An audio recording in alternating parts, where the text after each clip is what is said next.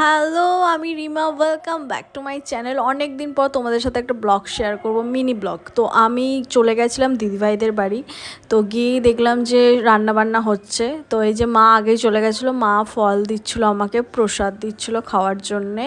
তারপরে তো অনেক মজা করেছি, সেগুলোই তোমাদের সাথে শেয়ার করব যে কি করেছি না করেছি। তো চলো প্রসাদটা খেয়ে নিই, দেখিয়ে দিচ্ছি। আমার নাড়ু খেতে খুব ভালো লাগে, বাট সেটা গুড়ের। হ্যাঁ, আমি না চিনির ওই নারকোল নাড়ুটা খাই না। এই যে আমার মামার মেয়ে, মানে আমার বোন, ঠিক আছে, আমি আর ও একসাথে থাকলে তো ভীষণ মজা করি।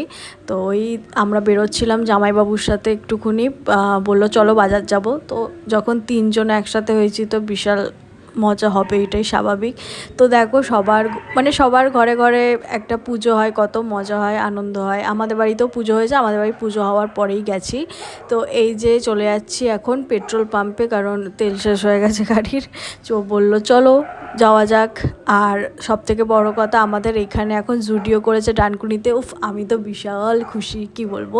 তো চলো তোমাদের হালকা কালেকশানগুলো দেখিয়ে দিই। এখনও সবটা সাজাইনি যেহেতু, তো সেরকম কিছু দেখলাম না। এই জাস্ট তোমাদের একটু ঘুরিয়ে দেখিয়ে দিচ্ছি, তোমরা দেখে নাও। তো ডানকুনি আসলে অবশ্যই জুডিওতে তোমরাও যেও। তো আমি এবার নিজেকে দেখাচ্ছিলাম, দেখো আমাকে, আমি খুব ক্যাজুয়াল একটা কুর্তি পরেই গেছিলাম। তো চলো বাড়ি ফিরে ভোগ খেলাম, এই খিচুড়ি আর যেটাকে লাবড়া বলে, এটা অমৃত। গরম ছিল, বিশাল গরম ছিল, ওই জন্য হাতটা আমার খুব ইয়ে লাগছিলো। তো ব্লগটা কীরকম লাগলো অবশ্যই কমেন্ট করবে।